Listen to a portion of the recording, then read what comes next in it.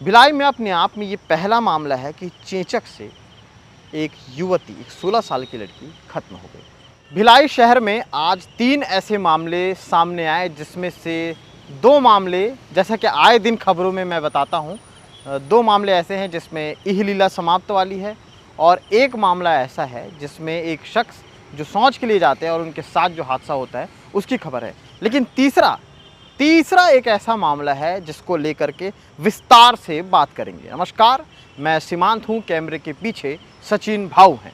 और आज हम जब लाल बहादुर शास्त्री अस्पताल गए, जब हमें ये सूचना मिली कि 3 लोगों को लाया गया है, हम वहाँ पर पहुँचे, हमने सूचना जानकारी इकट्ठा करने की कोशिश की। तो सबसे पहला शख्स जिसके बारे में पता चला मैं आपको बताता हूँ। बेनीराम सोना, जिसकी उम्र 48 साल थी, धीरे धीरे बुज़ुर्ग हो चुके थे और आँख पे चश्मा था। हालांकि 48 साल कोई बहुत ज़्यादा उम्र नहीं है, लेकिन जो उनकी हालात थे, जो उनकी स्थिति थी, वो थोड़ी ऐसी हो चली थी कि चलने फिरने में, देखने में थोड़ी दिक्कत होती थी।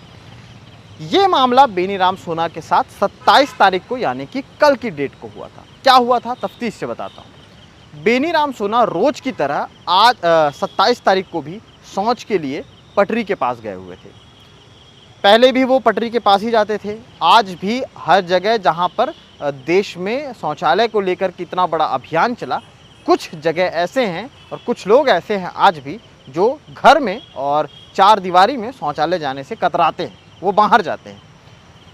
बेनीराम सोना रोज़ की तरह दैनिक क्रिया के लिए वो बाहर गए, और उसके बाद जब वो शौच करने पटरी के पास गए, वो चश्मा लगाते थे, उनको दिखता कम था, जैसा कि उनके परिजन बता रहे थे। उसी दौरान जब वो वापस आ रहे थे, वापस आने के दौरान उनको ट्रेन नहीं दिखी पटरी पर आती हुई, और उसके बाद हादसा हुआ। हादसे में पूरा शरीर क्षतिग्रस्त हो गया, जो लाल बहादुर शास्त्री लाया गया। उसके बाद पोस्टमार्टम के बाद जो है सारी चीज़ें सामने आई। ये पूरी जानकारी उनके परिजन जो आए थे उन्होंने दी। उन्होंने बताया कि दिखना थोड़ा सा कम हो चुका था, इस तरह से स्थिति हो चली थी। और बात करें इहलीला समाप्त करने की, तो ऐसा कोई कारण नहीं था कि वो खुद ट्रेन के सामने ऐसा करें।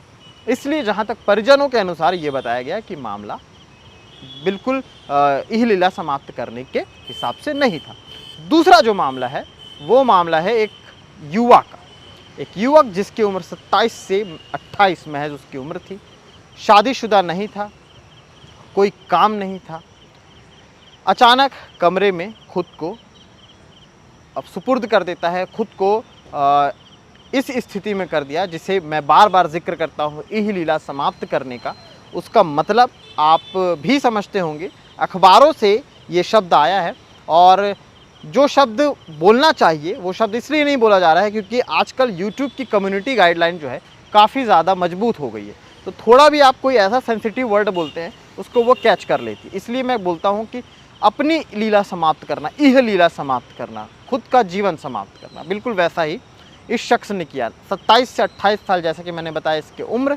नाम है इसका रवि चेलक, और रवि चेलक नाम था। आसपास के जो इसके परिजन आए थे, आसपास के जो लोग आए थे, वो बता रहे थे कि आए दिन ड्रिंक करना और ये सारी चीज़ें, चिड़चिड़ाहट, ये सारा उसकी व्यथा हो गई थी। ऐसे में उसने ये जो कदम उठाया है, इससे पहले उसने किसी से ऐसा डिस्कस नहीं किया ये कदम क्यों उठाया, और उसके बाद ये सारी चीज़ें हुई तो लाल बहादुर शास्त्री में रवि चेलक को लाया गया था, जिसके बाद परिजनों ने ऐसा बताया है।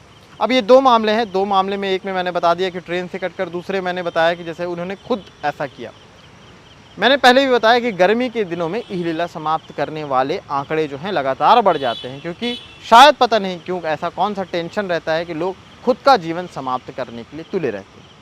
ये 2 मामलों के बाद तीसरा जो मामला है वो ज़्यादा गंभीर है। एक 16 साल की लड़की जिसे लाल बहादुर शास्त्री अस्पताल लाया जाता है, लेकिन उसके लाने से पहले उसके साथ क्या कुछ हो रहा था उसके बारे में बताना मुझे बहुत ज़रूरी है। आपने सुना होगा चिकन पॉक्स, चेचक एक बीमारी होती है, और अमूमन भारत में लोग इसे माता आना या फिर ऐसे शब्दों का भी उपयोग करते हैं। बहुत समय से, पीढ़ियों दर पीढ़ी से ये बताया जाता है कि जब चेचक होता है, चिकन पॉक्स होता है, तो घर में जिसको हुआ है वो उसको जो है बड़े एक अलग ढंग से उसे रखा जाता है, उसे बाहर नहीं निकलने दिया जाता है, उसकी पूजा होती है, माता आ गया है ऐसा बोलते हैं। चिकन पॉक्स को साइंस के लैंग्वेज में भी एक जो है कि बीमारी के तौर पे माना गया है। अब ऐसे में एक 16 साल की लड़की, भिलाई की रहने वाली, जिसे चेचक होता है, चिकन पॉक्स होता है, 3 दिन हो गए थे उसे। मामला इतना गंभीर हो गया था कि शरीर जो है वीक हो गया था, कमज़ोर हो गया था उस लड़की का। लगातार जो है घर के जो परिजन थे, घर के जो उनके पिता हैं, वो इस बात को बार बार कह रहे थे कि उन्हें वो डॉक्टर के पास ले जाना चाह रहे थे अपनी बेटी को। लेकिन उनके जो परिजन थे, जो बाहर रहते हैं, आउट ऑफ स्टेट में रहते हैं, वो लगातार फ़ोन करके कह रहे थे कि माता आती है तो हॉस्पिटल या फिर घर से बाहर भी नहीं ले जाया जाता है। घर के लोग नमक तेल भी खाना बंद कर देते हैं कुछ दिनों तक। ये सारी स्थितियाँ हो जाती हैं।